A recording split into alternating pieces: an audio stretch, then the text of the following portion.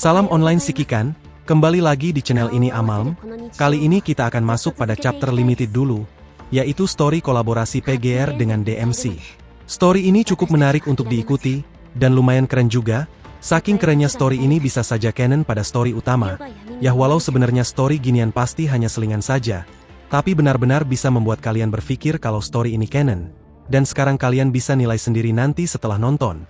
Jadi ya udah tanpa berlama-lama lagi, ayo kita masuk ke story. Jalan-jalan ke pasar pagi, beli ketupat sama ketori. Kucing berlari bawa sapi. Ayo kita masuk ke story.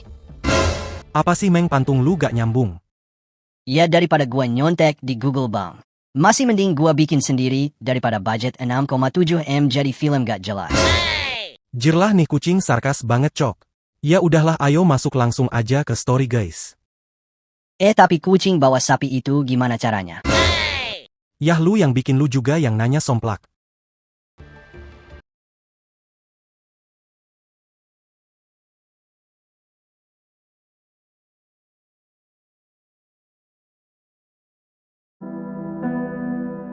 Di dalam ruangan penelitian, seseorang bernama Thomas Hale menyalakan perekam dan memperkenalkan diri sebagai peneliti yang akan mendokumentasikan percobaan A0001 lewat video.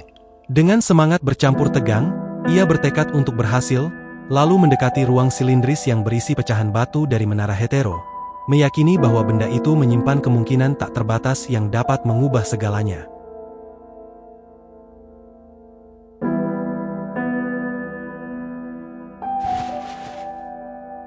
Thomas Hale merekam beberapa entry log percobaan, mulai dari A0014, B50421, hingga C0251, semua percobaannya gagal, namun ia yakin bahwa kegagalan hanyalah kegelapan sebelum fajar.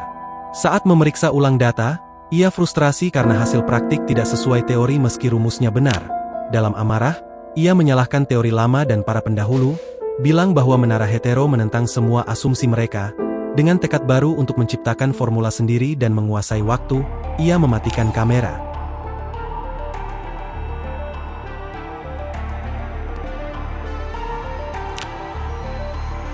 Thomas Hale terus mencatat rentetan kegagalan dari percobaan C1564 hingga C2480. Frustasinya memuncak hingga berulang kali mengumpat, gagal.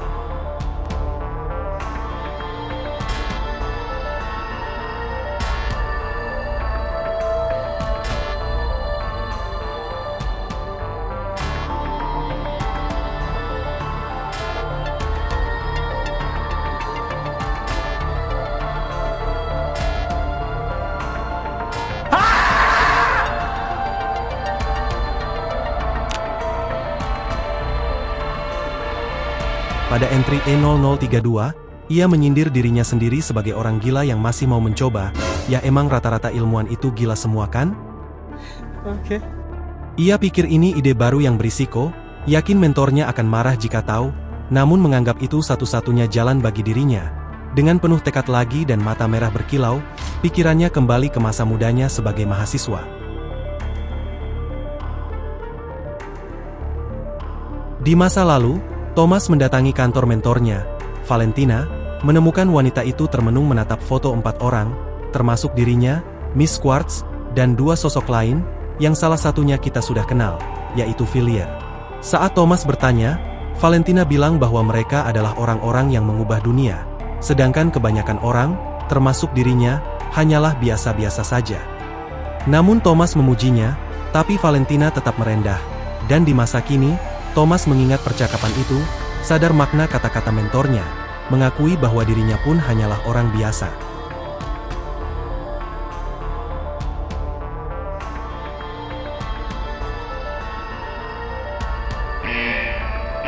Alarm merah menyala di seluruh laboratorium, membuat Thomas terbangun dari ketidaksadaran, yang menemukan tubuhnya tergeletak di lantai.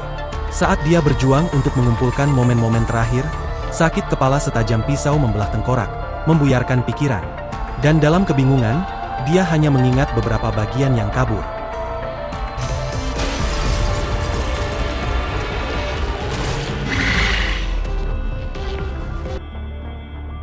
Ruang pecah seperti kaca, ledakan yang memekakan telinga, ada tawa dingin, mengejek, dan kejam.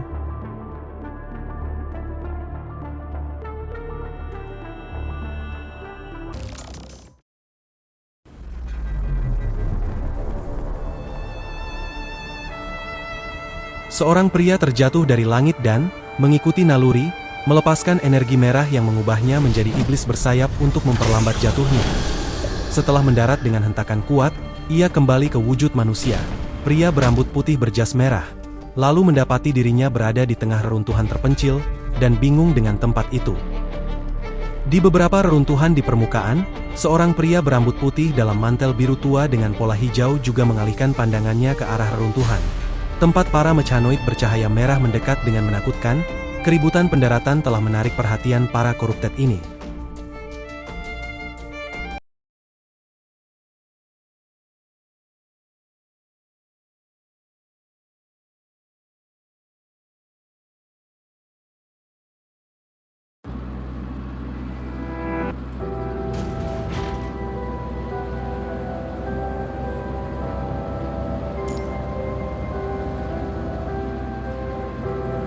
Extra Story, Lamento di Phantasma, Lament of the Phantom, Ratapan Hantu.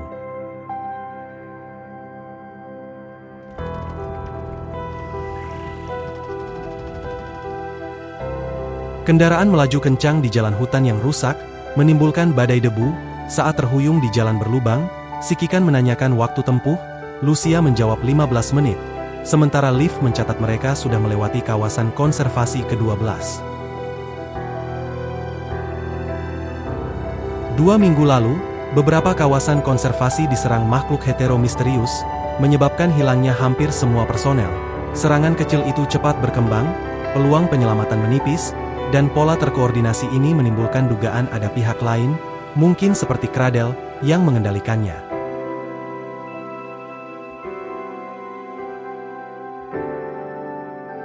Lee melaporkan lebih dari 1.600 orang hilang dan 187 tewas, sebagian besar pada serangan awal yang menghantam 5 kawasan konservasi dalam 3 hari, menelan lebih dari 700 hilang dan 60 tewas. Babilonia merespon dengan mengerahkan Vanguard untuk intelijen, pasukan pendukung untuk penguatan cepat, menurunkan angka korban meski makhluk hetero tetap unggul langkah, kawasan yang kini meminta bantuan berpenduduk 400 orang, dan sudah 4 jam sejak sinyal darurat diterima. Di tengah perjalanan di jalan berlumpur, Sikikan menanyakan kondisi rangka baru Lucia, yang ia pastikan berfungsi baik.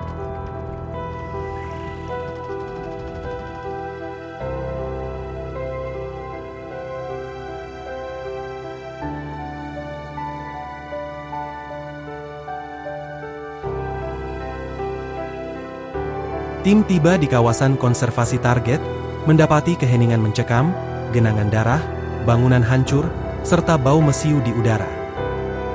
Yah, mereka terlambat. Lalu, mereka berpencar untuk mencari korban atau penyintas. Liv menemukan area rekreasi dengan bola bisbol berlumur darah, tanda sisa kehidupan yang kini hilang, dan pencarian dilanjutkan. Jangan lengah. Tim menemukan pintu masuk tempat perlindungan bawah tanah dengan kerusakan presisi, bukan ciri serangan makhluk hetero, diduga akibat pedang ascendant atau entitas seperti Cradle. Lucia lalu menemukan konstruk sekarat bernama Dani. Menyadari ajalnya, Dani menyerahkan cairan terminal serta tanda pengenal berisi rekaman sebelum meninggal. Lalu tim memutuskan memberinya pemakaman yang layak.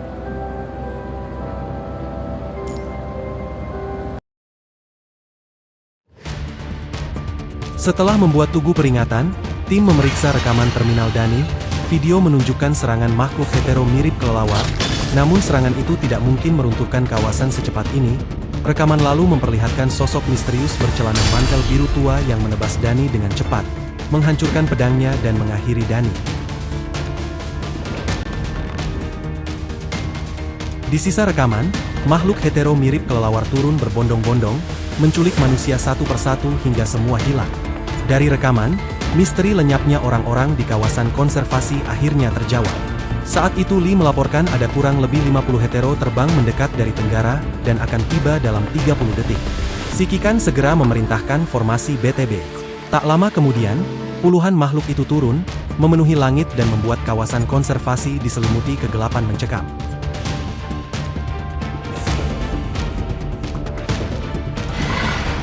Makhluk hetero meraung di langit, jeritan mereka terdengar seperti tawa neraka yang mengejek manusia di bawah.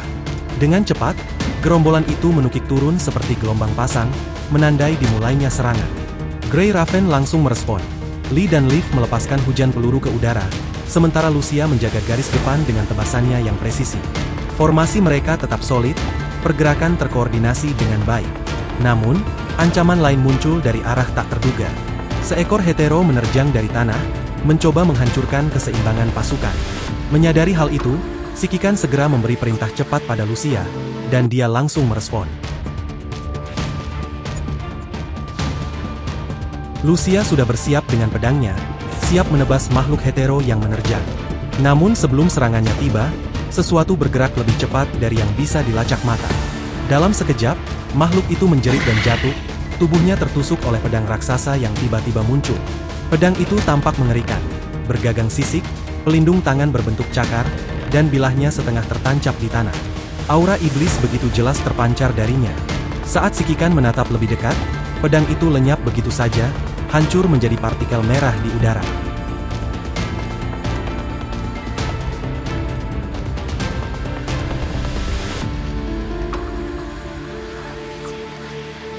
Dari arah datangnya pedang, seseorang mengeluarkan seruan. Seorang pria berambut putih berbaju merah berdiri di atas reruntuhan, posturnya longgar, seringai tersungging di bibirnya.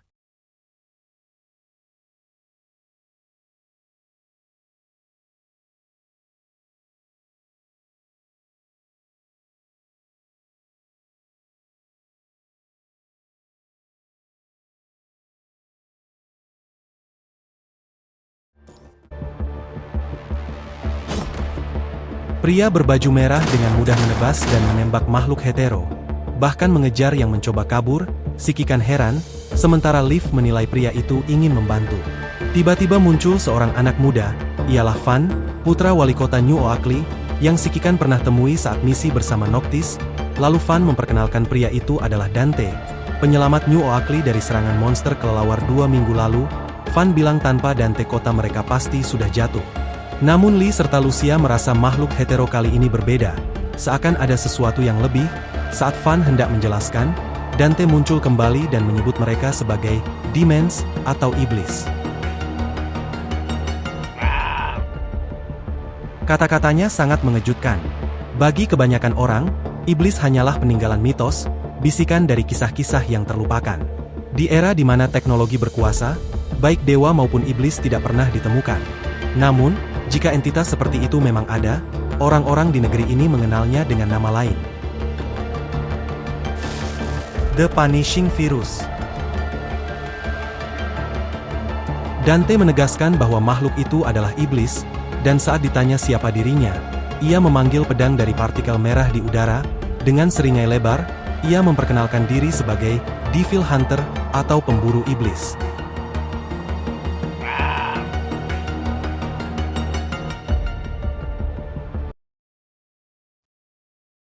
New Oakley.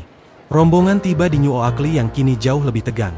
Dengan tembok penjagaan, konstruksi patroli, dan warga sibuk mengangkut persediaan.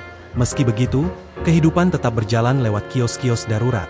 Dante disambut hangat oleh warga, dari pedagang, konstruksi, hingga koboi tua, menunjukkan betapa populernya dia. Liv dan Lucia menyadari hal itu. Sementara Fan bilang bahwa Dante telah berkali-kali menyelamatkan kota hingga dianggap keluarga. Namun, tatapan halus Fan pada Sikikan mengisyaratkan permusuhannya yang masih tersisa terhadap Babilonia. Yah, karena gua belum baca story Noctis jadi belum tahu ada masalah apa mereka berdua. Jadi ya abaikan dulu.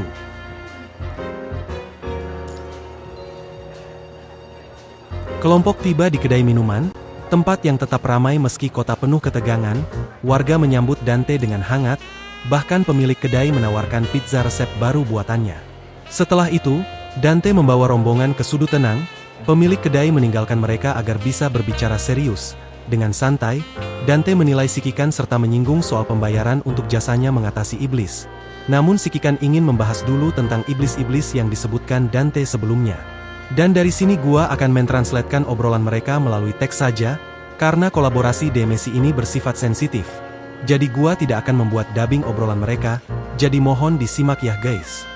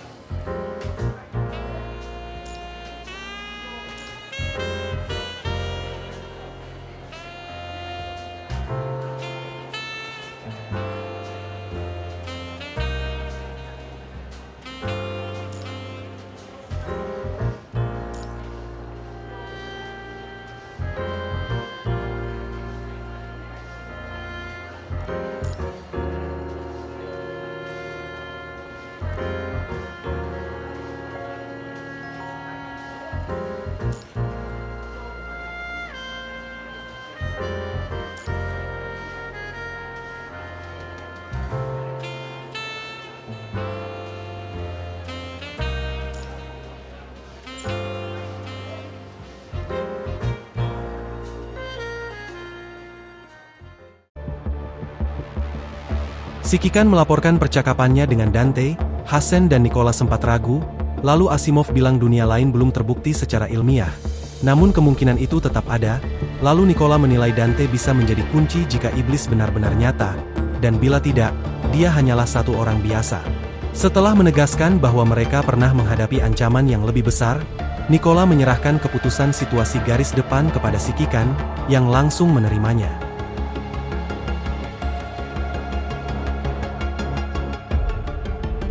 Dante bertanya, dan kesepakatan disetujui, lalu Sikikan menunjukkan video putar ulang, yang memunculkan sosok misterius, membuat ekspresi Dante berubah menjadi kelam.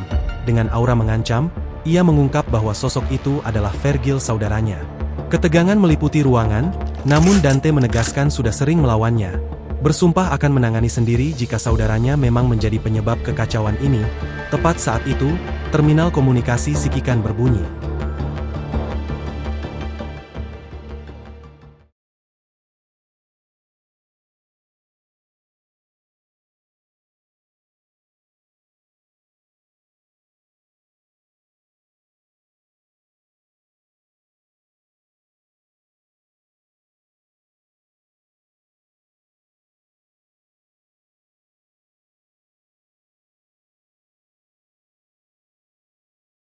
Manusia pernah menguasai bumi di zaman keemasan, namun kini hanya reruntuhan tersisa, dipenuhi kawanan makhluk hetero. Dari ketinggian, Vergil memperhatikan pergerakan makhluk kelelawar, hingga suara motor terdengar mendekat. Seorang pengendara bermata tajam melintas, melompat dengan berani di antara reruntuhan.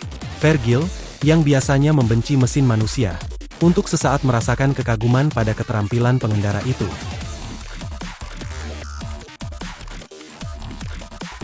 Tak lama kemudian, sepedanya berhenti di atap tempat dia berdiri, dan wanita berambut putih itu turun. Menurut para penyintas yang melarikan diri dari kawasan konservasi yang diserang. Rambut putih, katana, mantel biru tua.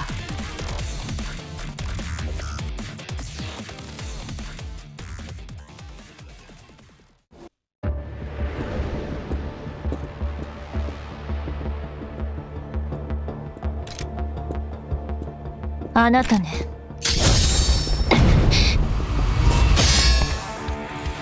Igor 生物を率いる男というのは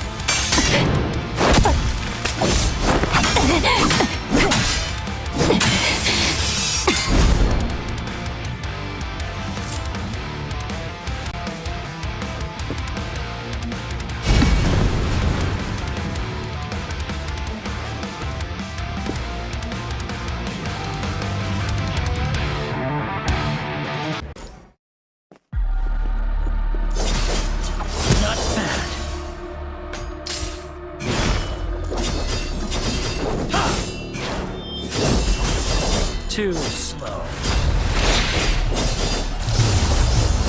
You shall die. Not bad. Too slow.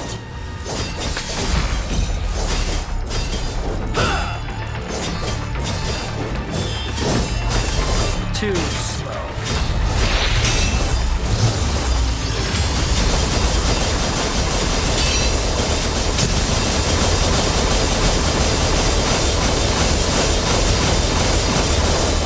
Too slow.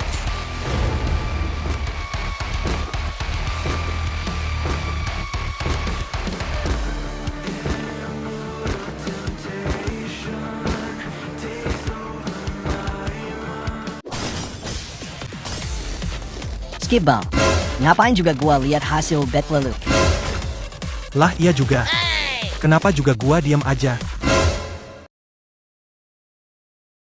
Alpha terkejut melihat sosok kuat seperti Vergil di permukaan. Ia langsung menyerang dengan bilahnya. Namun semua tebasannya dengan mudah ditangkis. pertarungan semakin sengit, gelombang energi dan petir meledak, menghancurkan puing-puing di sekitar mereka. Meski reruntuhan berjatuhan, keduanya tetap mendarat dengan anggun, lalu kembali saling bentrok. Pertarungan keduanya mengguncang tanah. Setiap tebasan meninggalkan jejak kehancuran. Vergil terkesan dengan kekuatan Alpha, hingga ia mendengar istilah jaringan Ascension yang asing baginya. Dari percakapan singkat itu, Alpha sadar tubuh Vergil aneh, tak terpengaruh virus punishing, dan pedang biru yang digunakannya melampaui teknologi biasa. Lalu saat makhluk hetero tiba-tiba menyerang, Vergil segera menebasnya, membuat Alpha heran karena makhluk itu justru mengincar Vergil. Serangan itu berlanjut dengan lebih banyak hetero bermunculan, dan Alpha akhirnya tahu bahwa Vergil bukanlah musuh yang ia kira, lalu ia meminta maaf, serta menawarkan kerjasama sementara. Vergil menerima dengan tenang, dan keduanya pun bersiap menghadapi serbuan makhluk hetero.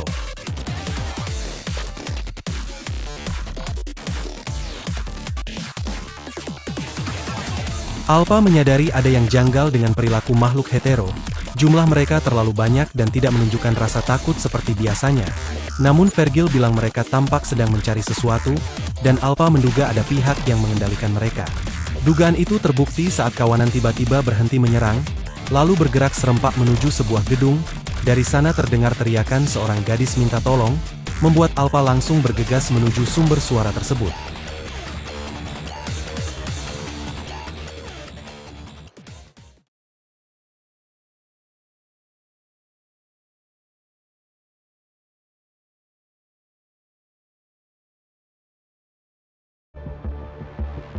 Sebuah panggilan misterius masuk tanpa nama, hanya berupa kode. Saat dijawab, muncul wajah Alpha bersama seorang pria berambut putih. Dante segera mengenali saudaranya, yaitu Vergil. Namun pertemuan itu langsung berubah panas ketika Dante menuduh Vergil sebagai dalang kekacauan dan penyebab munculnya makhluk hetero. Namun Vergil bilang kalau Dante bodoh, karena Vergil baru saja tiba. Namun pertengkaran mereka makin memanas, hingga Alpha memperlihatkan seorang gadis kecil yang baru saja ia selamatkan. Gadis itu bernama Lisa, tampak kotor, kusut, dan ketakutan setelah lama hidup dalam pelarian. Liv mencoba menenangkannya dengan lembut, membuat Lisa berani bicara. Dengan suara bergetar, ia akhirnya memperkenalkan diri, mengungkapkan identitasnya yang mengejutkan, karena ia adalah putri dari Thomas Hale. Nama Thomas Hale membingungkan semua orang, namun Lisa segera menjelaskan kebenaran mengejutkan. Ia mengungkap bahwa makhluk hetero mirip kelelawar, diciptakan oleh iblis cermin dengan gabungan Red Tide, yang kini telah mengambil alih tubuh ayahnya, dan membangun sebuah menara, bernama Menara Babel. Menara itu dipenuhi monster. Sebelum terpisah, ayahnya menolong Lisa melarikan diri, lalu memberinya sebuah rekaman, dengan pesan untuk mencari orang dari Babilonia. Karena Lisa tak punya perangkat untuk memutarnya, Alpha mengambil kartu memorinya lalu mengirimkan rekaman itu agar bisa diputar bersama di layar.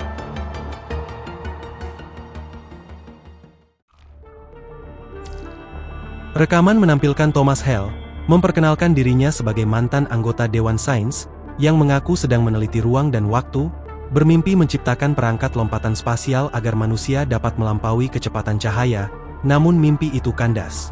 Terutama setelah istrinya meninggal karena penyakit genetik yang seharusnya bisa disembuhkan oleh teknologi medis masa kini. Obsesi untuk mengubah waktu dan membawanya kembali membuat Thomas terus meneliti, hingga menemukan pecahan menara hetero. Dari sana ia berhasil membuka jalur ruang waktu, tetapi juga tanpa sadar membangkitkan sesuatu yang lebih berbahaya, yaitu iblis cermin. Iblis itu merasuki tubuhnya, yang terkadang masih memberinya sedikit kendali. Namun lambat laun semakin mendominasi. Thomas bilang iblis tersebut memanfaatkan virus punishing untuk membangun sebuah benteng mengerikan, bernama Menara Babel, yang kini dipenuhi monster. Dengan sisa kesadaran, Thomas menyimpan koordinat Menara Babel ke dalam rekaman, lalu menutup pengakuannya dengan permohonan terakhir yang penuh keputusasaan, kepada siapapun yang menemukan pesan ini, untuk menghentikan iblis itu, dan yang terpenting, melindungi putrinya, Lisa. Dan rekaman berakhir.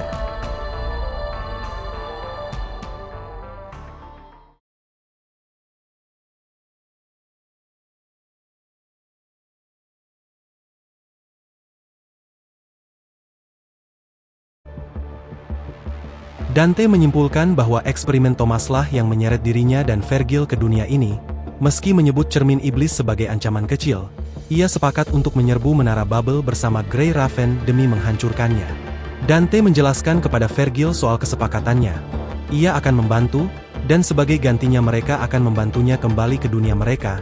Ketika diminta memilih, Vergil menerima tawaran itu, menyebutnya sebagai hiburan sekaligus kesempatan, menyelesaikan urusan pribadinya dengan cermin iblis.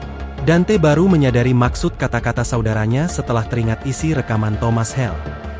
Cermin iblis itu tiruan Vergil kan bang? Iyap, dan itu si Thomas Hale. Demi istrinya dia nyusahin satu dunia bang. Lah iya juga, tapi namanya juga cinta Meng, lu mana paham? Ya gak mau tahu juga si gua bang. Setan lu. Ya udahlah lanjut lagi guys. Dante tahu bahwa iblis cermin memakai rupa Vergil untuk memimpin makhluk hetero. Bahkan wajahnya tampak hampir identik. Vergil menanggapinya dingin, yakin nasib iblis itu sudah ditentukan. Percakapan bergeser saat Lucia menanyakan rencana Alpha, ia juga akan menuju menara Babel. Lalu bilang bahwa Luna sebelumnya mendeteksi aktivitas mencurigakan di jaringan Ascension, yang kemungkinan terkait dengan iblis cermin. Walau ragu bagaimana iblis itu bisa terhubung ke jaringan, Alpha menyimpannya sendiri. Setelah memastikan kondisi Luna baik-baik saja, diputuskan mereka semua akan bertemu di New Oakley. Sebelum panggilan berakhir, Alpha sempat memastikan nama Vergil, namun hanya mendapat diam sebagai jawaban. Saat ditanya soal kendaraan, Vergil dengan tenang bilang ia tidak membutuhkannya.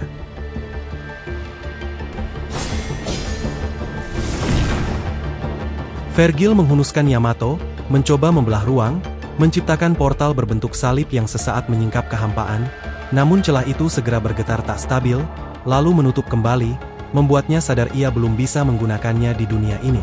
Alpha mengamati dengan heran, lalu bilang mereka harus mencari cara lain menuju tujuan.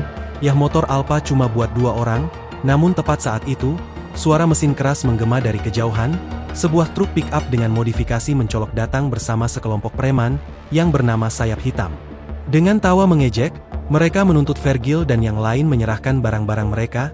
Alih-alih terkejut, Alpha menatap mereka dengan tenang. Kedatangan para preman itu tepat waktu untuk dibantai.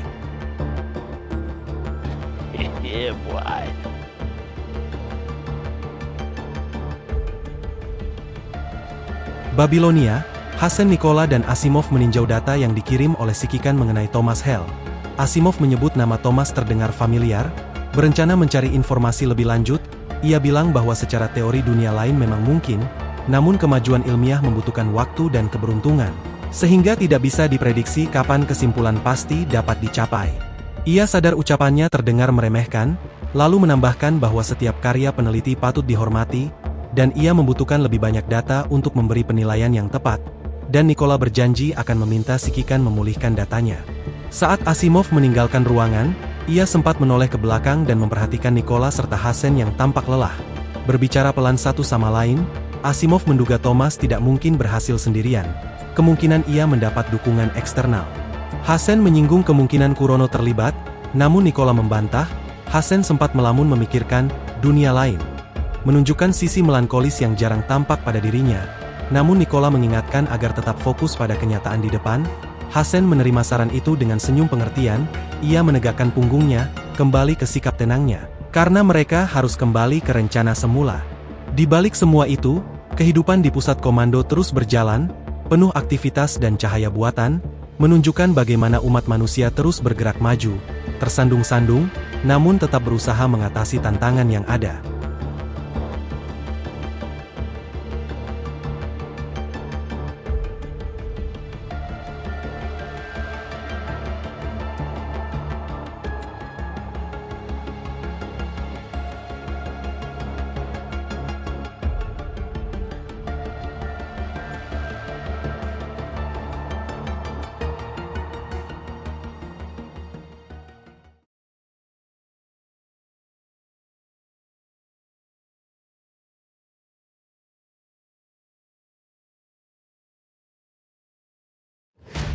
New Oakley pukul 6.36 sore.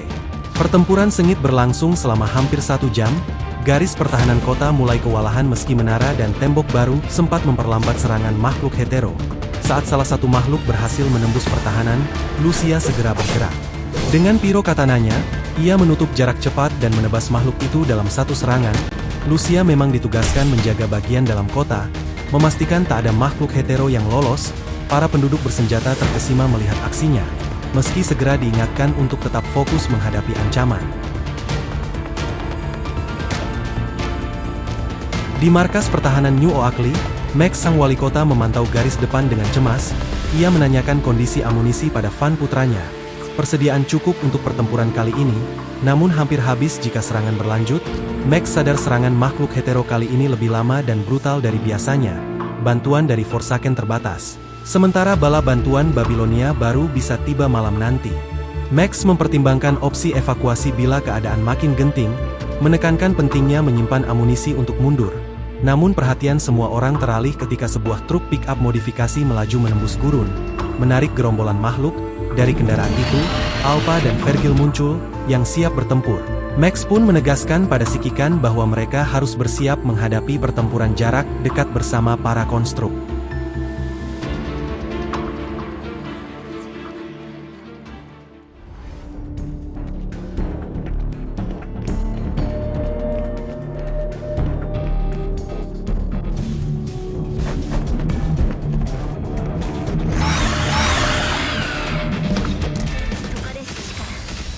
Battle satu persatu, ya di sini cukup selesaikan pertarungan dari setiap karakter aja guys.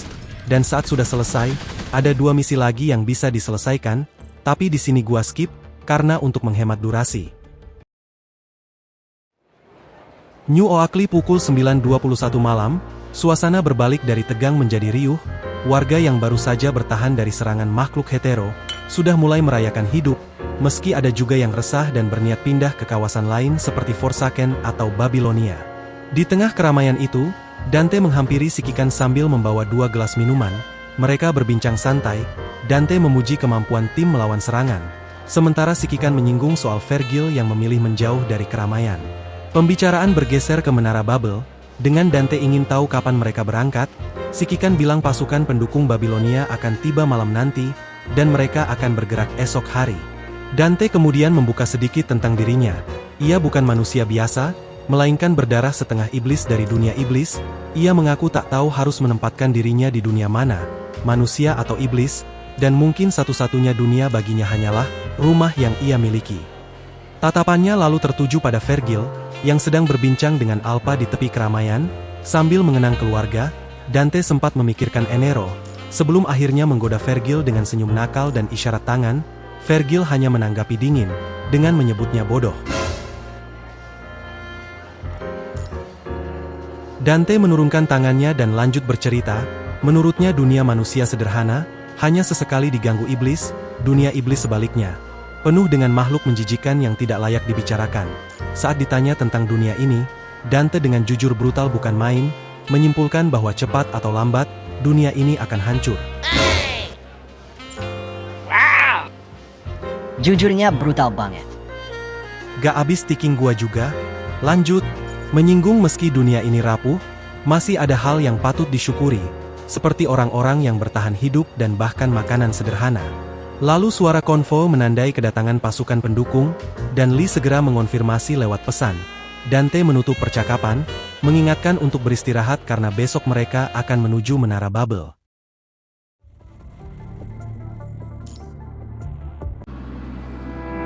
Di pinggir kota, Sikikan menerima perlengkapan dari Bridget. Ia lalu memintanya menahan sebagian pasukan untuk menjaga Lisa, karena ada kemungkinan iblis cermin sudah mengetahui keberadaannya.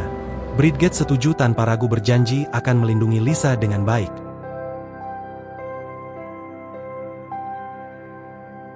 Lisa menikmati suasana New Oakley yang ramai, kota permukaan pertama yang pernah ia lihat setelah seumur hidup tinggal di Babilonia.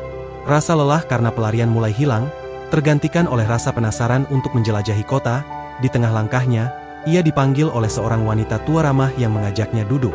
Wanita itu memberinya buah, lalu mulai mengobrol panjang tentang keluarganya, cucu yang pernah dimilikinya, hingga cerita ringan tentang wali kota ini. Saat percakapan beralih pada Lisa, gadis itu bilang berasal dari Babilonia. Wanita tua itu sempat terkejut, tapi tidak bertanya lebih jauh. Lisa lalu mengenang ayahnya, seorang pria penyayang yang selalu berusaha membuatnya bahagia, membawakannya hadiah kecil, dan bahkan mengajarinya menggambar. meski mimpinya sendiri sebagai seniman manga tak pernah tercapai. Namun sejak ibunya sakit dan meninggal, ayahnya tak pernah tersenyum lagi. Kenangan itu membuat ekspresi Lisa meredup, senyumannya menghilang, ketika wanita tua itu hendak menghiburnya. Lisa justru berlari pergi, meninggalkan percakapan itu begitu saja.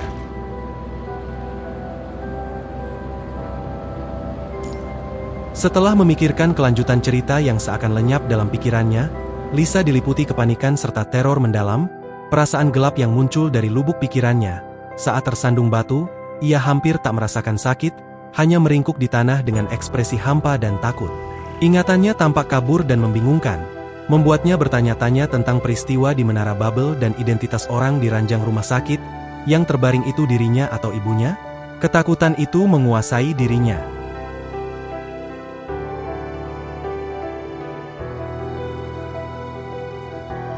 Dante menemukan Vergil yang tiba-tiba muncul di udara. Sama seperti dirinya, mereka berdiskusi tentang Yamato. Vergil bilang portal tidak stabil di tempat ini, ya Dante sadar mereka harus bergantung pada Babilonia, memperhatikan gadis kecil yang juga menjadi perhatian Vergil.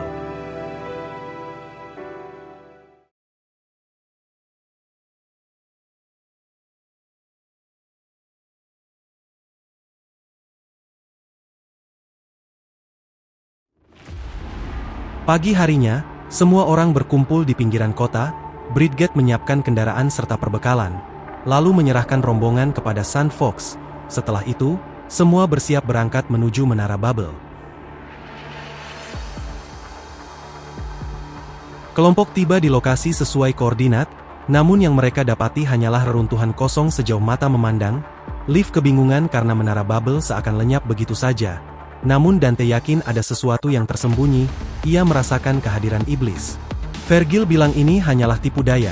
Setelah mengecek konsentrasi virus, yang ternyata normal, Shikikan memutuskan untuk mencoba senjata Omega.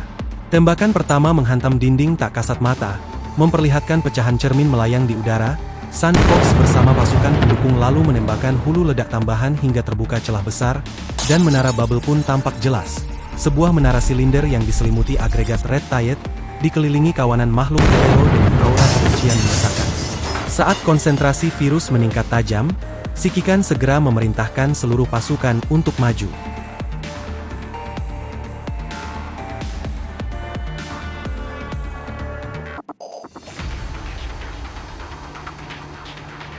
Di puncak Menara Babel, Thomas Hale, yang dikendalikan oleh cermin iblis, mengawasi kedatangan kelompok Babilonia. Pandangannya tertuju pada Dante dan Vergil, putra-putra dari Sparda, membuatnya teringat masa lalu ketika ia hanyalah iblis tanpa nama di dunia iblis.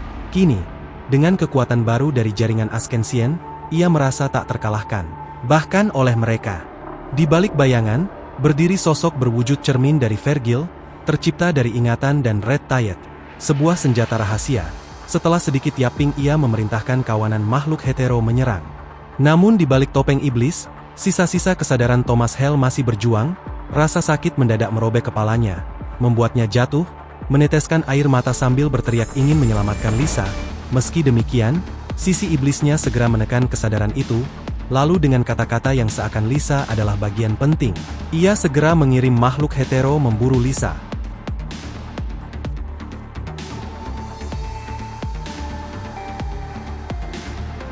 Dante merasakan kehadiran seseorang di puncak menara, dan Lee segera mengonfirmasi lewat mode penembak jitunya bahwa sosok itu mirip Thomas dari laporan Intel. Namun sebelum diskusi berlanjut, gerombolan makhluk hetero menyerbu bagaikan gelombang belalang. Shikikan segera memerintahkan pasukan untuk maju penuh. Segera senapan mesin di kendaraan pasukan pendukung memuntahkan peluru tanpa henti, ban kendaraan melindas darah dan tubuh makhluk yang hancur, berjuang menembus kepungan. Di tengah kekacauan, Grey Raven melompat masuk ke garis depan, menebas dan menembaki musuh, membuka jalan bagi pasukan untuk terus mendekat ke Menara Babel.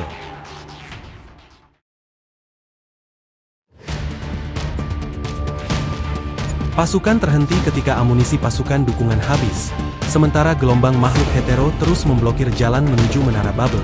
Shikikan memerintahkan pasukan pendukung mundur, sementara Grey Raven bersiap menerobos. Namun Dante maju ke depan, menantang arus musuh bersama Vergil. Kedua putra Sparda berdiri berdampingan, aura merah dan biru berputar mengelilingi mereka. Dengan sikap penuh percaya diri, mereka bersaing siapa yang lebih dulu mencapai gerbang menara, siap memperlihatkan kekuatan iblis sejati mereka.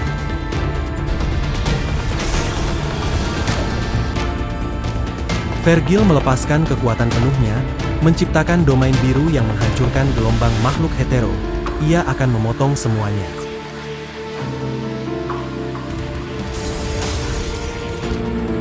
Vergil melepaskan Justman Cut End, menebas habis para makhluk hetero hingga ruang seolah hancur berkeping.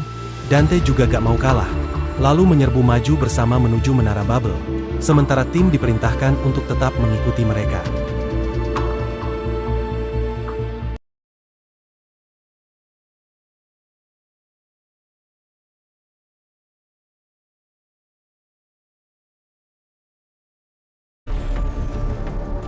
Dante dan Vergil, dengan kekuatan transformasi mereka, berhasil membawa kelompok tiba di kaki Menara Babel. Lucia melapor bahwa serangan makhluk hetero melemah. Ternyata ada penghalang mistis yang membuat mereka berhenti bergerak. Lee dan Alpha menyadari hal itu sebagai undangan terbuka menuju ke dalam menara. Meski penuh bahaya, gerbang raksasa Babel terbuka, menyambut dengan firasat gelap, tapi dengan santai. Dante bilang maju adalah satu-satunya pilihan, lalu memimpin kelompok masuk.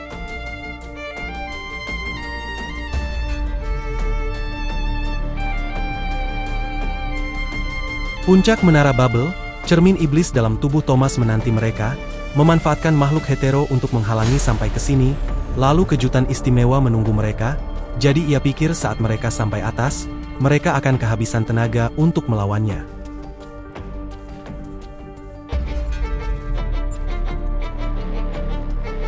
Gerbang Menara Babel menutup rapat di belakang mereka, meredam suara keributan makhluk hetero di luar. Bagian dalam menara terasa dingin dan suram, hanya diterangi cahaya lilin berkelap-kelip dan sinar redup dari kaca patri berwarna. Aula luas berbentuk melingkar terbentang dengan deretan pintu melengkung identik, tanpa terlihat jalan ke atas. Saat Liv dan Lee menduga jalan keluar tersembunyi di balik salah satu pintu, Dante dengan santai membukanya tanpa pikir panjang. Ketegangan pun meningkat ketika udara menjadi hening, tim bersiaga penuh, dan sebuah cermin kabur muncul di balik pintu. Dari pantulan menyeramkan itu, seekor makhluk hetero berusaha keluar. Namun sebelum Dante menembak, pedang Mirage Vergil lebih dulu menancap, menahannya di dinding. Dante protes, namun hanya dibalas singkat oleh saudaranya, memicu rasa penasaran tim terhadap kemampuan keduanya. Saat obrolan melebar, Lucia dan Liv salah paham, mengira ada mantra khusus, sementara Alpha dan Sikikan pun ikut menaruh rasa ingin tahu.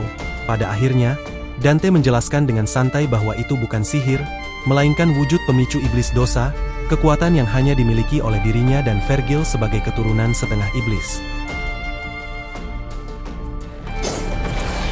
Kelompok menelusuri pintu-pintu hingga menemukan tangga ke atas. Saat Liv memperingatkan, Vergil menyadari ada yang salah, dan sesaat kemudian bayangan hitam menyerang, namun Dante lebih cepat, menebasnya habis-habisan sambil berteriak puas, "Jackpot!"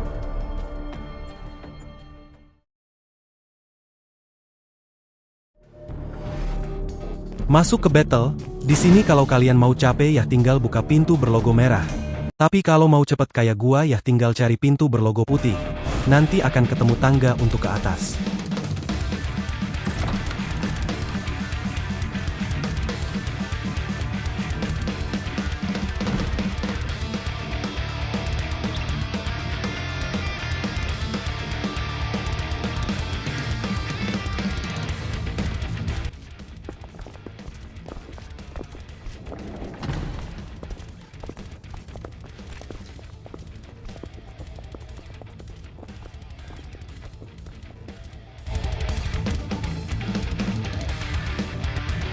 Di lantai berikutnya pun sama, tinggal cari pintu berlogo putih, dan kalian akan langsung melawan bosnya.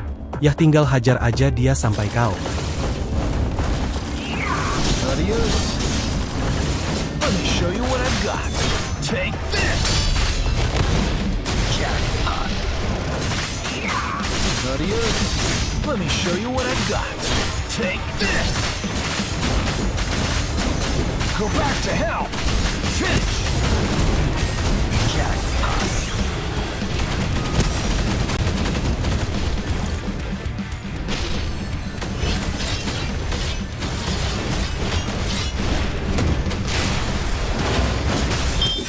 Have you decided Witches, this is power.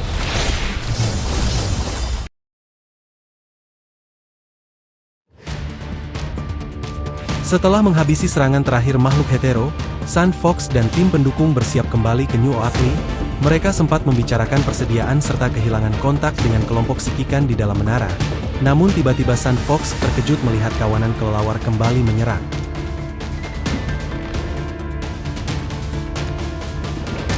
Dari kejauhan, kawanan besar makhluk hetero muncul dari arah menara Bubble, membuat pasukan pendukung bersiap bertarung meski sadar peluang hidup tipis.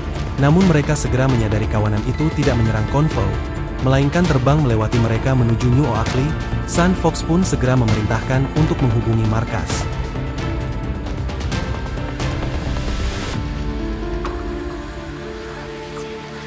Di New Oakley, Bridget memimpin evakuasi warga, memprioritaskan anak-anak, tetua, dan non-kombatan untuk segera masuk kendaraan. Wali kota Max menyaksikan kepanikan itu dengan cemas, berharap masih ada cukup waktu untuk menyelamatkan semua orang.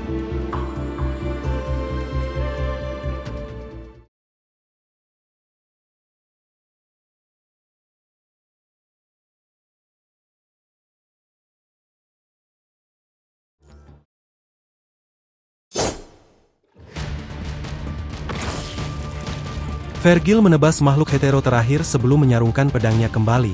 Saat Sikikan bilang ia masih sanggup, Lee menyebut mereka sudah mencapai lantai 20, titik tengah menara. Dengan 2 pintu tersisa, Sikikan segera memutuskan, dan Lucia maju membuka salah satunya.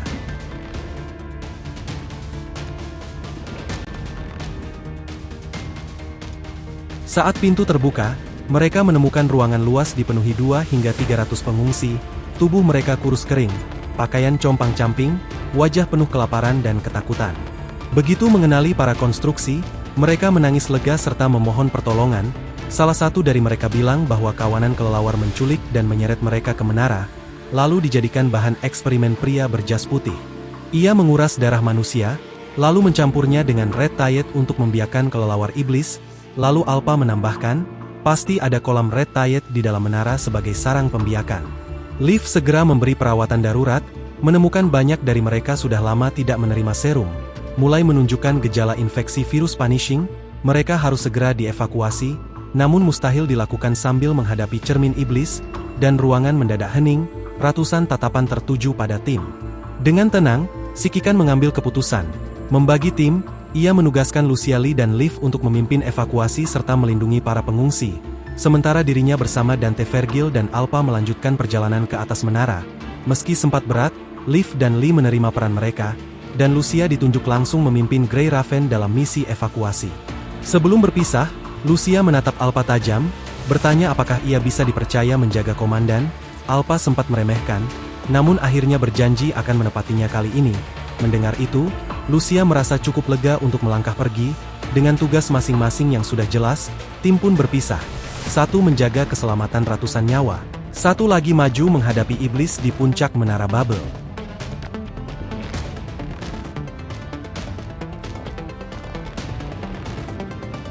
New Oakley yang diserang makhluk hetero, Van menemukan Lisa bersembunyi lalu membawanya ke konvoi, karena Bridget mencarinya. Dalam perjalanan, ia melihat seorang pemuda berdebat dengan nenek yang enggan dievakuasi. Sang nenek bersikeras tinggal, namun pemuda itu menolak meninggalkannya. Tapi akhirnya, tersentuh oleh tekad pemuda, sang nenek berhenti melawan dan ikut pergi.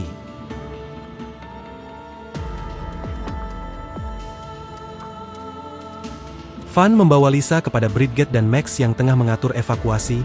Karena kendaraan tidak cukup, diputuskan warga sipil diutamakan.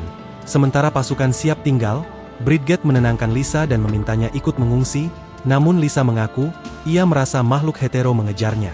Sebelum sempat menjelaskan lebih jauh, ledakan terdengar dari garis depan disertai laporan bahwa kawanan kelelawar berhasil menembus pertahanan. Tanpa ragu, Bridget langsung bersiap dengan tonfa taktisnya dan maju untuk menghentikan mereka. Bridget bertarung sengit melawan kawanan makhluk hetero yang jauh lebih kuat dari sebelumnya. Meski mampu bertahan dari serangan gencar, ia kesulitan menyingkirkan mereka dengan cepat. Saat situasi semakin tegang, alarm lain berbunyi. Gelombang baru makhluk hetero telah menembus pertahanan dari sisi lain kota.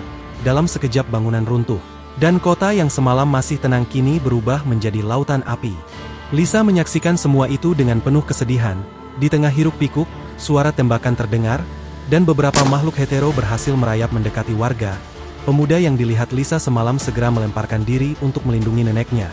Namun serangan datang dari titik buta, seekor makhluk menerkam, dan wanita tua itu roboh di pelukan cucunya. Pemandangan itu menghantam Lisa keras, seolah merobek kembali luka lama, ingatan dari masa lalu menyeruak tanpa bisa ditahan, ruang rumah sakit serba putih.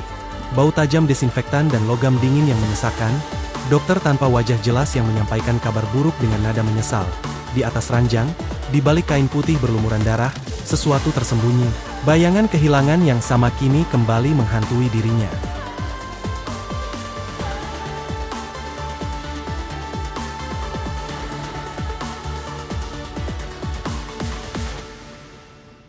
Tangan gemetar seorang parubaya memasuki pandangannya.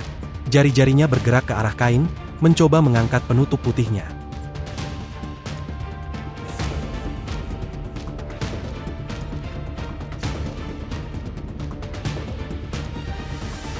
Lisa berteriak marah hingga cahaya putih menyilaukan meledak darinya, membuat seluruh makhluk hetero membeku sejenak seolah waktu berhenti, namun efek itu cepat hilang dan bahaya kembali mengancam. Sebelum kilat menyambar, pedang Red Blade milik Noan menebas musuh tepat waktu, ia segera menolong nenek yang hampir tewas. Sementara Bridget yang kembali merasa lega melihat bantuan datang. Tak lama, kendaraan pengangkut tiba membawa pasukan Babilonia. Vanessa langsung memberi perintah pada anak buahnya untuk memperkuat garis depan. Lalu menanyakan kondisi evakuasi pada Bridget. Saat melihat Lisa yang terduduk lemah setelah ledakan cahaya misterius, Vanessa menaruh perhatian khusus padanya dengan ekspresi serius, menyadari ada sesuatu yang tidak biasa padanya.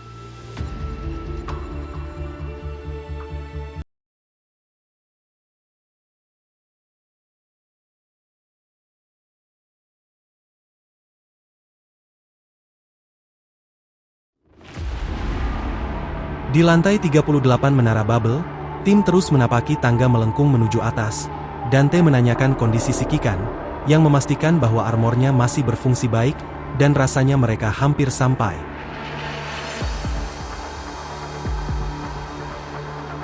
Di lantai 38, rombongan menemukan laboratorium penuh kabel dan terminal, dengan kristal merah punishing virus menjalar dari perangkat silinder. Menyimpulkan bahwa inilah tempat Thomas melakukan eksperimen ruang waktu, asal mula semua kekacauan.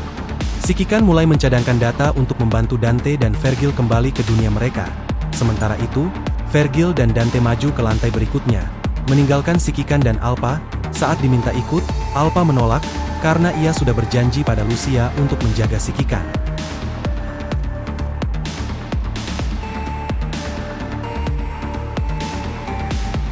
Mereka tiba di lantai berikutnya, sebuah ruangan kubah luas dengan satu lorong menuju atas, di tengahnya berdiri makhluk hetero yang jauh lebih kuat dari sebelumnya, sungguh menarik.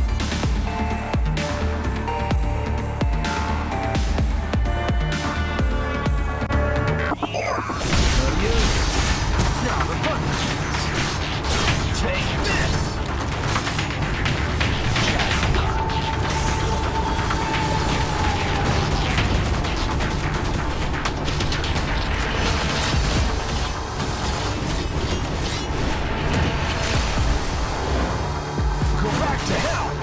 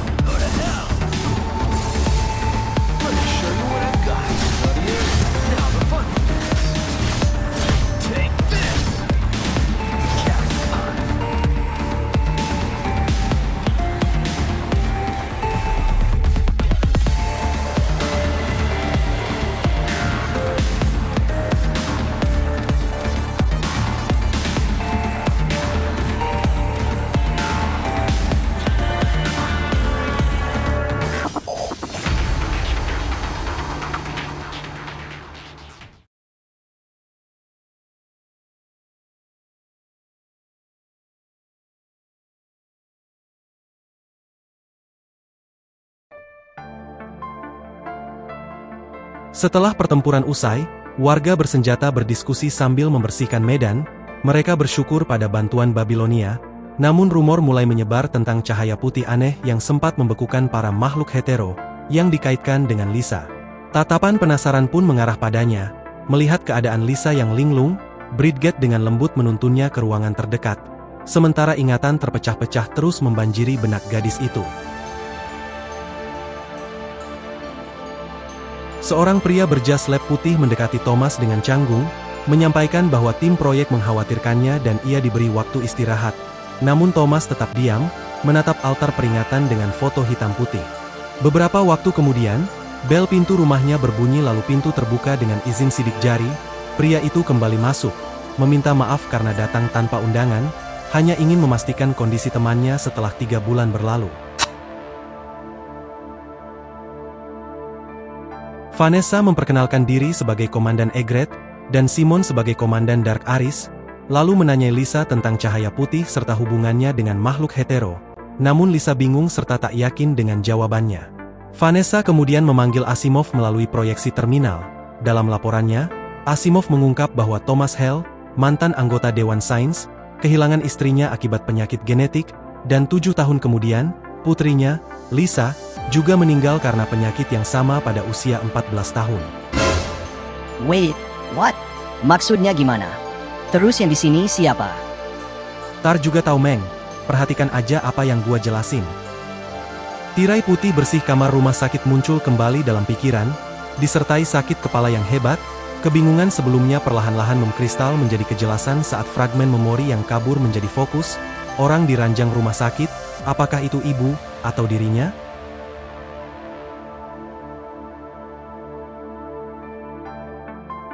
Di bawah kain putih yang berlumuran darah, ada sesuatu yang tersembunyi.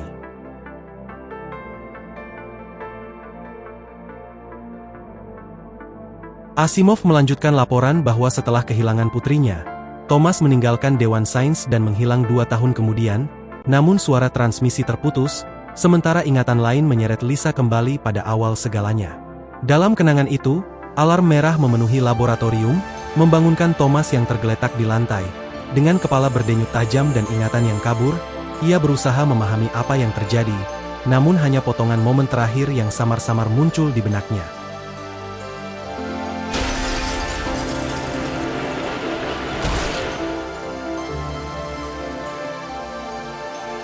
Ruang pecah seperti kaca. Ledakan yang memekakan telinga, dan kemudian, iblis muncul dari ruang yang retak.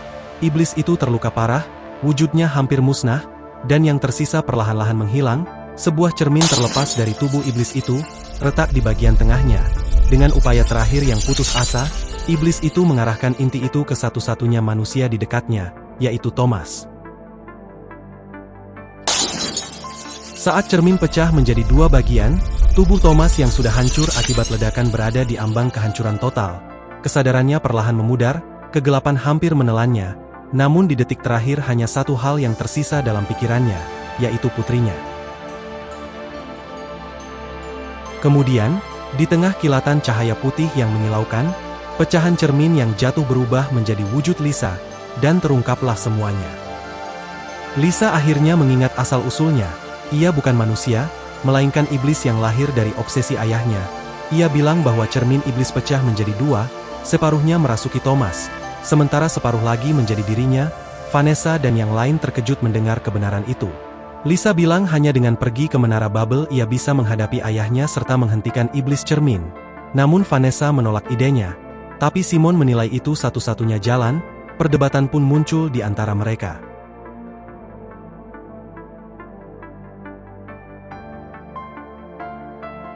Lisa gelisah menunggu di luar ruangan, mendengar potongan percakapan tentang nasibnya. Setelah penantian panjang, keputusan akhirnya diambil. Vanessa keluar dan memberitahu bahwa Lisa diizinkan pergi, dengan Bridget yang akan menemaninya menuju Menara Babel.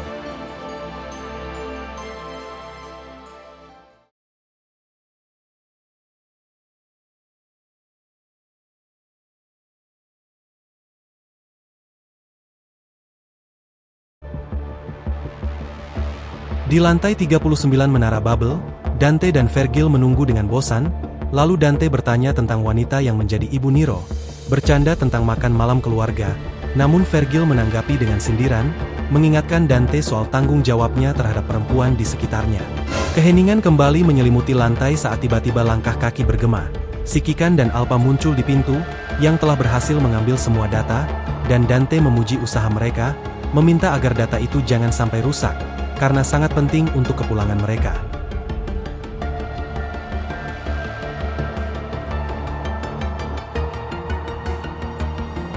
Di lantai 39 Menara Babel, struktur berbeda, beberapa pintu hilang, digantikan tangga panjang menuju lantai 40, tim bergerak hati-hati dan menemukan Thomas Hale menunggu di depan. Ia mengejek Dante dan Vergil, menyinggung kegagalan mereka di masa lalu. Dante dan Vergil menanggapi dengan kesal, siap menghadapi pertarungan.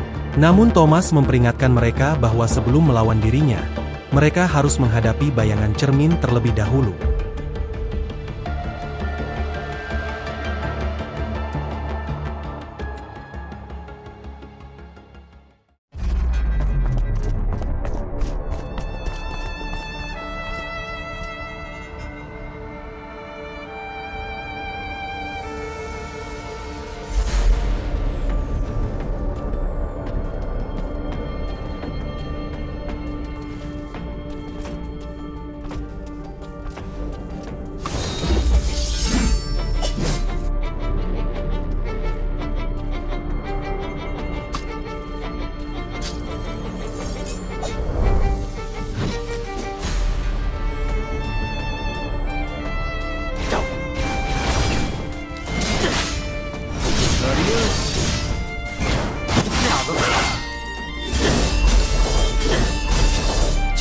This is out.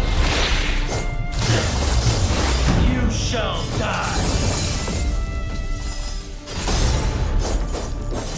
Not bad. Not bad.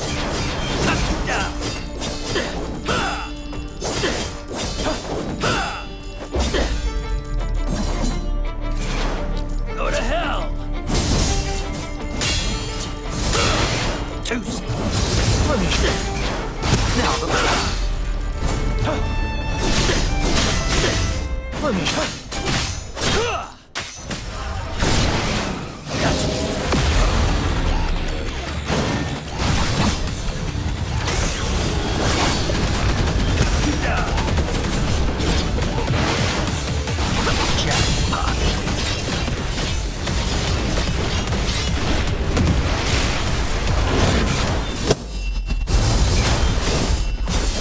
Too slow.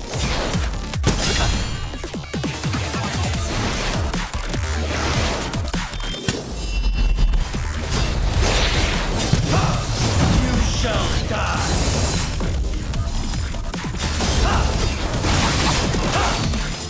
Adios.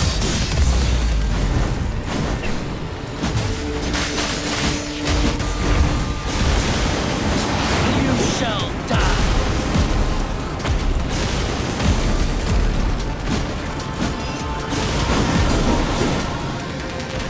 Now the fun begins.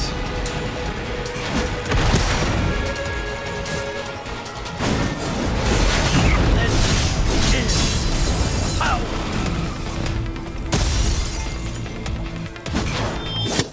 Have you decided which one to? This is power.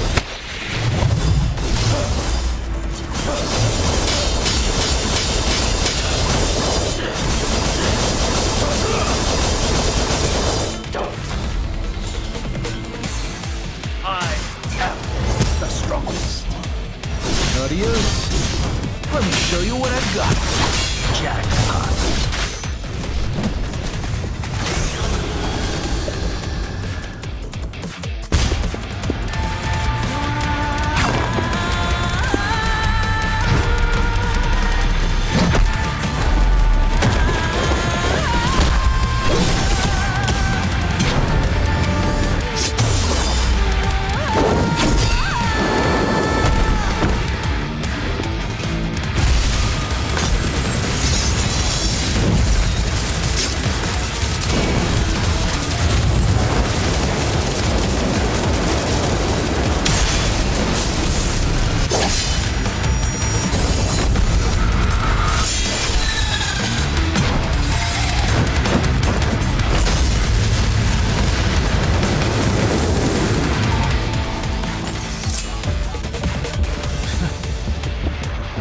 bad. Not bad at all.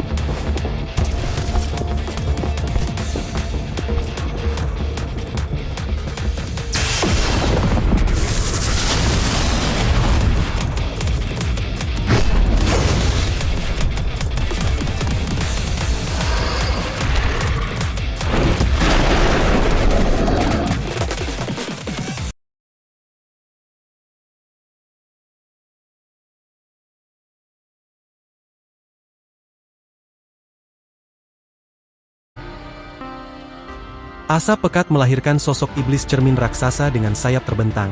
Dante sadar lawan akhirnya turun tangan sendiri. Sementara Vergil merasa bosan, iblis menyerang tiba-tiba, namun Lucia turun menghadang. Ia bilang Bridget membawa Lisa masuk, jadi ia menggantikan perannya. Si Kikan bertanya alasan Lisa datang, dan Lisa mengaku menyimpan setengah kekuatan iblis cermin dalam dirinya. Dante sudah sadar hal itu, Lisa bukan lagi manusia. Lucia lalu mengungkapkan kebenaran yang kita sudah tahu. Lisa bilang bahwa tanpa dirinya, kelompok itu tak mungkin bisa mengalahkan iblis cermin. Namun konsekuensi dari bantuannya masih belum jelas. Si Kikan menunda pembahasan itu, lalu meminta Dante dan Vergil mencoba memisahkan iblis dari Thomas. Vergil yakin Yamato bisa melakukannya, dan pertempuran pun dimulai.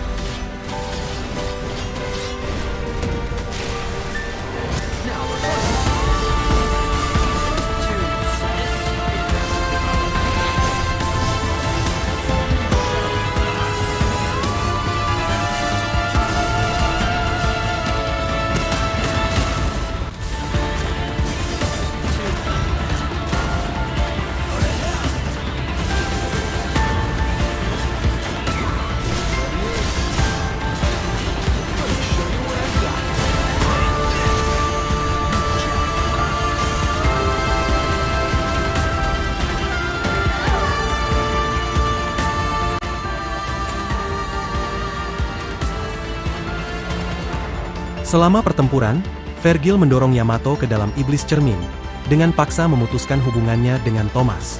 Setelah pemisahan, Thomas tampak sangat lemah, terkulai di tanah agak jauh darinya. Pertarungan sengit berlanjut, pedang Alpha yang bermuatan petir berkali-kali membelah iblis cermin. Namun tubuhnya selalu menyatu kembali lewat virus punishing. Fokus iblis itu hanya tertuju pada Thomas, berusaha membujuknya untuk bersatu menaklukkan dunia. Bahkan dengan mengorbankan Lisa yang disebutnya hanya ilusi obsesi. Thomas tetap diam, sementara Lisa memanggil ayahnya dengan lirih. Dante marah besar, menegaskan bahwa orang tua akan selalu melindungi anaknya. Dengan amarah ia menghujani iblis dengan tembakan Ebony dan Ivory, membuatnya mundur. Vergil lalu bergerak cepat, menebas dengan Yamato, memisahkan tubuh iblis hingga ambruk ke tanah. Namun Lucia menyadari itu belum selesai, virus punishing kembali menyembuhkan iblis cermin, membuatnya bangkit dan mengklaim dirinya abadi. Alpha mencoba menekan dengan kekuatannya, namun gagal, situasi pun menemui jalan buntu. Saat situasi buntu, Lisa yang selama ini diam akhirnya melangkah maju. Dengan mata yang tenang namun penuh tekad, ia meyakinkan semua orang bahwa dirinya baik-baik saja, tidak ada yang bisa menghentikannya. Ia melewati Dante dan Vergil, langsung menuju Thomas yang terbaring lemah. Menyadari niat putrinya, Thomas panik dan memohon agar Lisa berhenti, namun Lisa justru mengingat kembali kata-kata sang ayah, bahwa ia harus merasakan keindahan dunia dan hidup dengan harapan. Lisa lalu menceritakan pengalaman berharganya, bertemu wanita hebat, seorang tuan pendiam, wanita tua baik hati di kota yang memberinya jeruk, hingga menyaksikan pesta api unggun bersama penduduk yang ramah. Bahkan ia menyebut wanita dari pasukan pendukung yang berjanji, akan mengajarinya bertarung suatu hari nanti.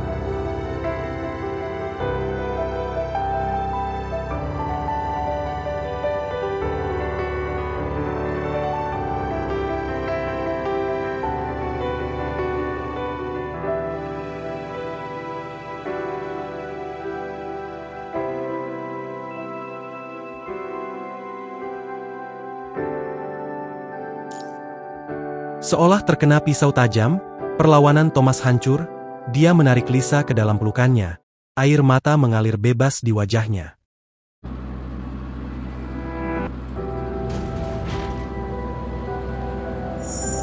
Cahaya putih lembut mulai memancar dari tubuh Lisa saat Thomas memeluknya. Suara Lisa menjadi pelan, larut ke udara seperti kabut.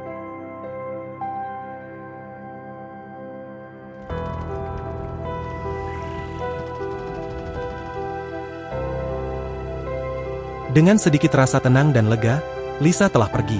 Yang tersisa di pelukan Thomas hanyalah setengah cermin. Namun sebelum dia menghilang, mereka semua melihatnya. Secercah air mata di pipi Lisa. Bagaimana mungkin seorang gadis yang menghabiskan hari-harinya dalam pelarian bisa mengetahui keindahan dunia? Itu menunjukkan sedikit belas kasihan padanya. Saat Thomas mengulurkan tangan untuk menyentuh pecahan cermin, retakan mulai menyebar ke seluruh permukaannya.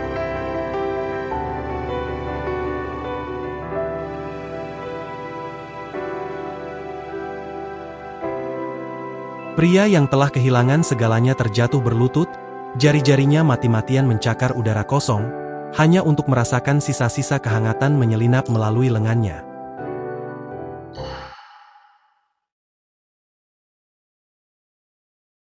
Setelah air mata Lisa jatuh dan separuh cermin mulai pecah, iblis cermin panik, ia menerjang ke arah Thomas meski tubuhnya masih retak.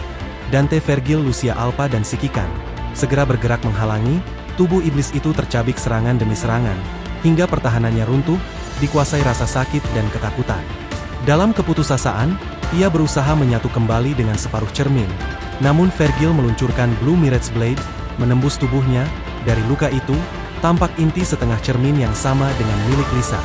Sikikan segera menyadari bahwa itu adalah titik kelemahannya. Seluruh kelompok lalu menggabungkan kekuatan, pedang iblis Dante, Yamato, Daisho, Hiro Katana, dan tembakan yang diarahkan tepat ke inti cermin. Bersama, mereka melancarkan serangan pamungkas sambil meneriakkan satu suara.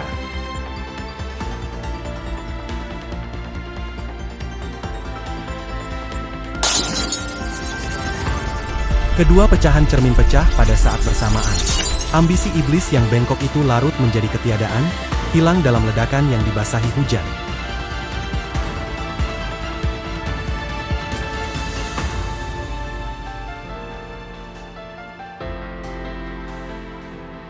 Di New Oakley, Vanessa membagi tugas.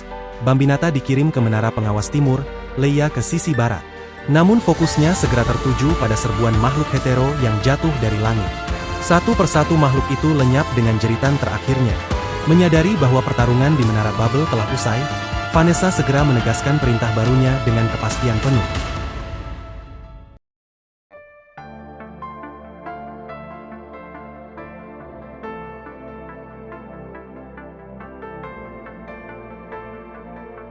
Sikikan mendekati Thomas dan memintanya ikut ke Babilonia.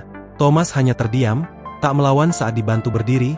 Alpha menatap ke arah tempat Lisa menghilang, mengenang pertemuan pertama mereka, lalu berbisik bahwa bahkan iblis pun bisa menangis.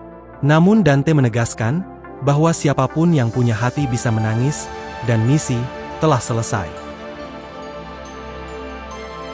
Saat semua bersiap pergi di bawah hujan, Vergil melantunkan bait puisi William Blake dengan suara rendah yang bergema, menutup akhir pertarungan di menara Babel.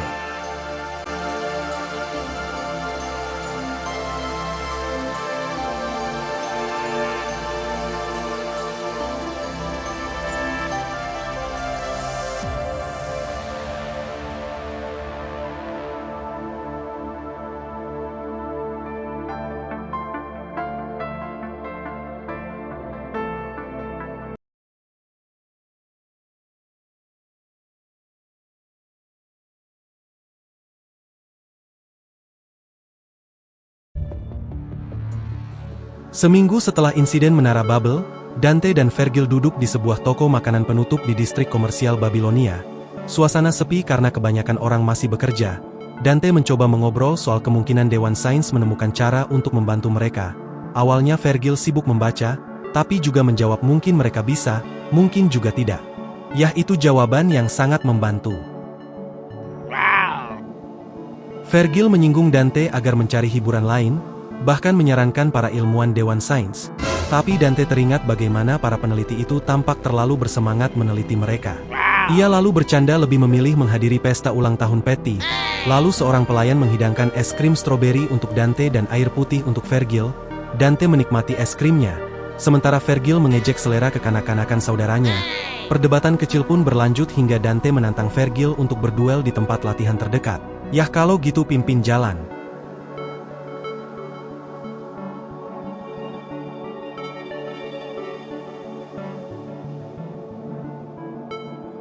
Lapangan latihan simulasi Babilonia, Dante sibuk mengutak-atik panel kendali, mencoba berbagai simulasi dan musik dengan santai.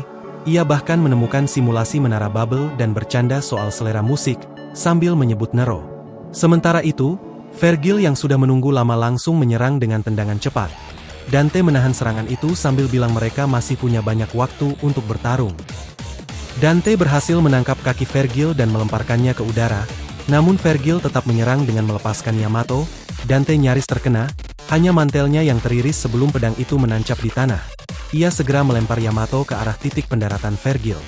Vergil mendarat sempurna sambil menyarungkannya kembali, meski tetap terdorong mundur beberapa langkah. Ia mengklaim unggul, sementara Dante menolak mengaku kalah. Keduanya lalu menghunus pedang iblis masing-masing, siap melanjutkan duel serius. Mereka berdiri berhadapan, saling menatap dengan senyum menantang, ketegangan memenuhi udara, hingga tanpa aba-aba keduanya serentak menyerbu maju, memulai duel serius. Pertarungan mereka meledak dahsyat. Setiap tebasan pedang iblis dan Yamato mengguncang lapangan latihan. Dante mengungkapkan betapa lama ia menantikan duel ini, sementara Vergil menanggapinya dingin. Mereka saling menegaskan bahwa bentrokan antar putra Sparda seakan tak berakhir, berlangsung dari masa kecil hingga kini, demi tujuan dan keyakinan masing-masing.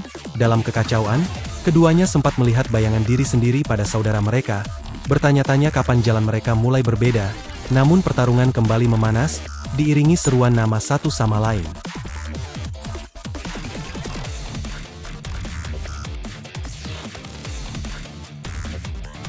Mungkin suatu saat nanti, kisah putra Sparda akan berakhir. Namun hingga kini, legenda mereka masih bertahan.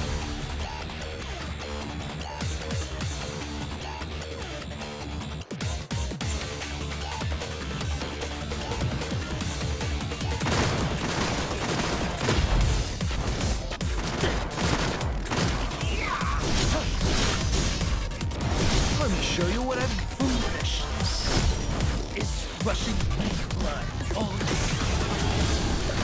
Let's just see who's left standing. Jackpot.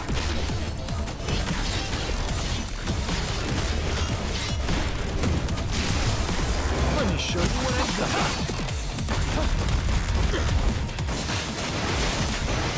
Jackpot.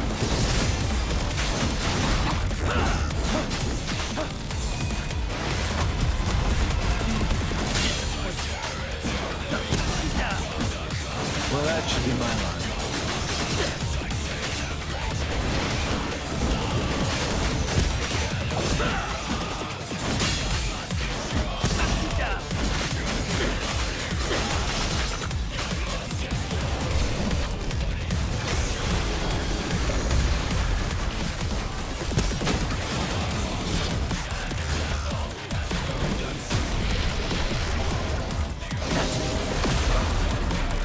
Let me show you what I've got. Now the fun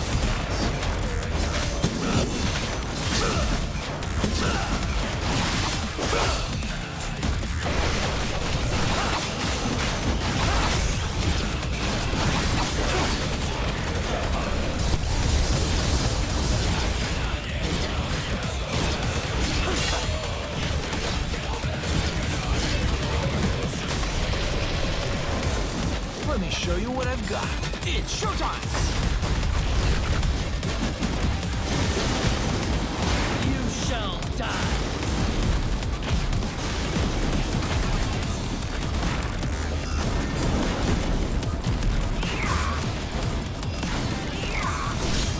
Hell yeah! Let me it's showtime!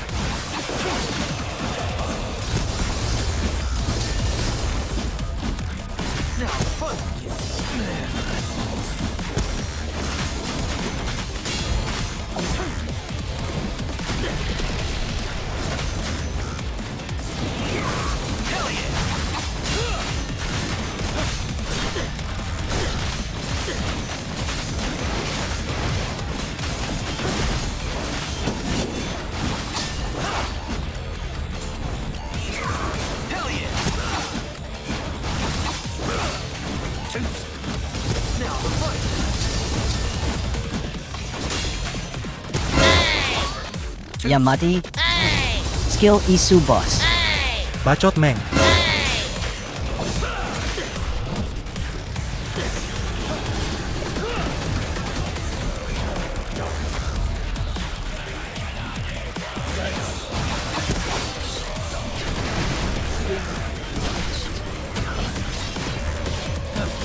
I didn't really feel like talking anyway.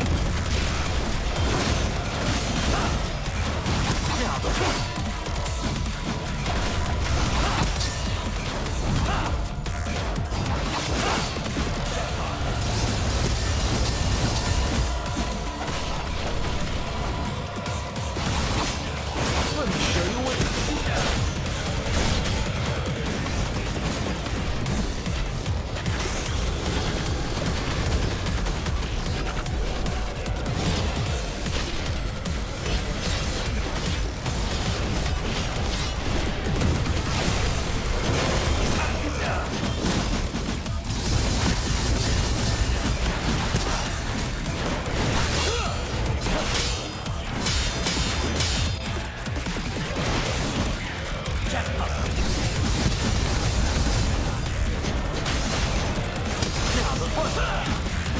Let me show you what I've got. Flushing. Let's just see who's left standing.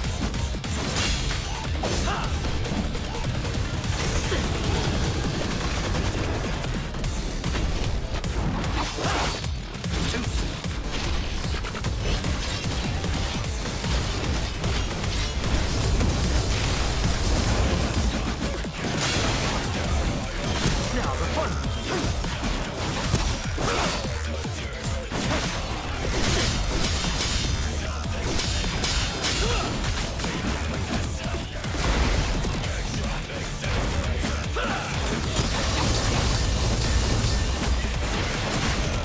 Now the fun. Take this.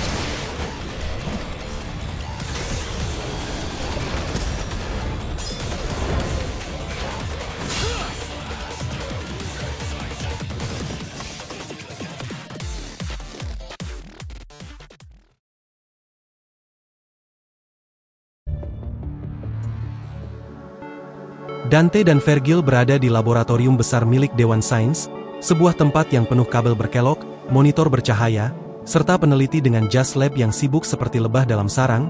Sesekali Dante menangkap lirikan atau bisikan mereka, tanda rasa ingin tahu yang sulit disembunyikan terhadap dua setengah iblis itu. Namun suasana mendadak berubah hening saat dua ketua dewan muncul. Dante menyapa Shikikan dengan santai, yang kemudian menyerahkan penjelasan pada Asimov. Keduanya lalu duduk di meja penuh pizza dan minuman untuk memulihkan tenaga. Setelah duel keras mereka sebelumnya, yang sampai menghancurkan fasilitas pelatihan, Shikikan pun meminta mereka, mulai sekarang harus bisa menahan diri dan bersikap lebih baik.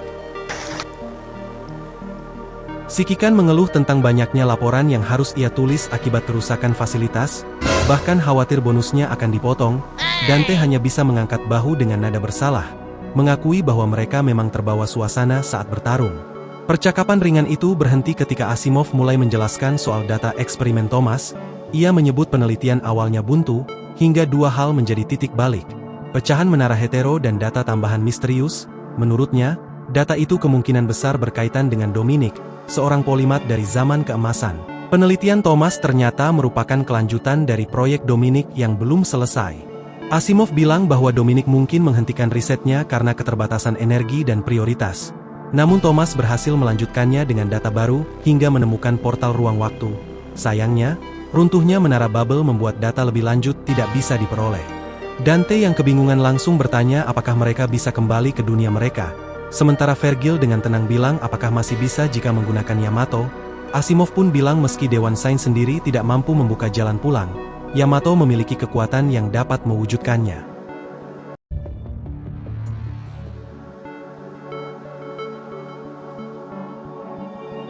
Seminggu kemudian, semua orang berkumpul di laboratorium Dewan Sains.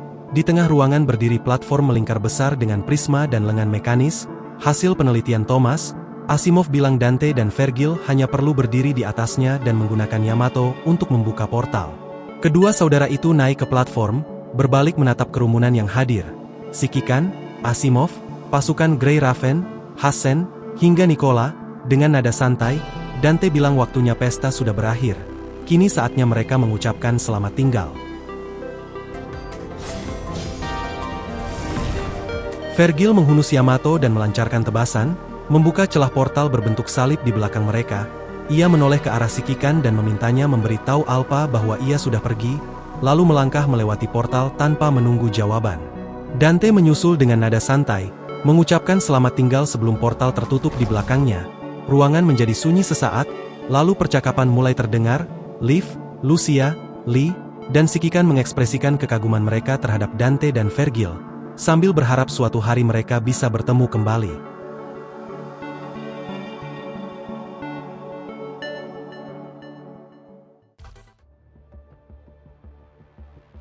Dan story kolaborasi selesai, story yang cukup keren untuk diikuti, tapi sebelumnya gua ingin mengucapkan mohon maaf kepada para pengikut story, dikarenakan telah menunggu lama untuk story satu ini, yaitu dikarenakan kehidupan real life gua yang cukup sibuk, belum lagi ditambah kondisi badan yang harus terus dijaga agar tidak drop, jadi sekali lagi mohon maaf. Dan untuk background musik, pada beberapa bagian sengaja gua timpa guys, karena takut copy kanan, ya walau nih channel belum monet, tapi jaga-jaga aja takut channel ini kena take down. Jadi gua berusaha untuk jadi channel baik meski gak monet. Ya sekarang coba bahas sedikit soal story, ada beberapa bagian di sini yang terdengar baru, yaitu soal pecahan menara hetero, ya karena kita sudah membahas lewat dari chapter 15, harusnya tahu lokasi menara hetero itu di mana, dan juga senjata Omega yang kita sudah lihat pada chapter terakhir yang telah diupdate di channel ini, dan soal Cradle dan Dominic, nanti juga kita akan tahu. Yah Kuro lumayan banyak menggunakan unsur game PGR ini dalam story kolaborasi, dan kalau ditanya canon atau enggak, jawabannya ya gua gak tahu guys. Bisa iya, bisa juga tidak, tapi ya anggap saja story multiverse. Dan satu lagi, mulai sekarang channel ini akan mulai membahas story terbaru yang update di global. Jadi saat pergantian patch, gua bakal memprioritaskan story terbaru dulu, jadi sisa waktu dari patch akan gua gunakan untuk membahas story yang tertinggal. Jadi biar bisa ngimbangin juga, karena gua sendiri gak tahu bakal jadi apa channel ini ke depannya. Makanya bakal mulai gua imbangin untuk update story-nya. Ya udah kalau gitu karena gua udah terlalu banyak yapping jadi kita akhiri video ini, sampai bertemu di cerita selanjutnya. Salam online Sikikan.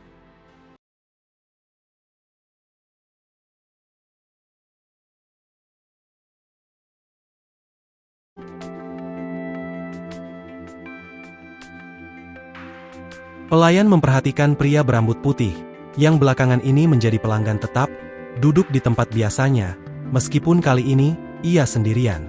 Pria berbaju merah, teman setianya, tidak terlihat dimanapun. Dia sudah hafal pesanan mereka sekarang. Pria berbaju merah selalu mendapat es krim rasa stroberi, sedangkan pria berbaju biru tua tidak pernah meminta lebih dari segelas air. Sebuah nama samar-samar terngiang di ingatannya, sesuatu yang disebut oleh pria berbaju merah itu. Vergil ya? Pelayan itu berjalan ke Vergil. Seperti biasa, Vergil hanya memesan segelas air. Namun kali ini, sang pelayan dengan tajam menangkap pandangannya. Sesaat, pada strawberry sundae di menu.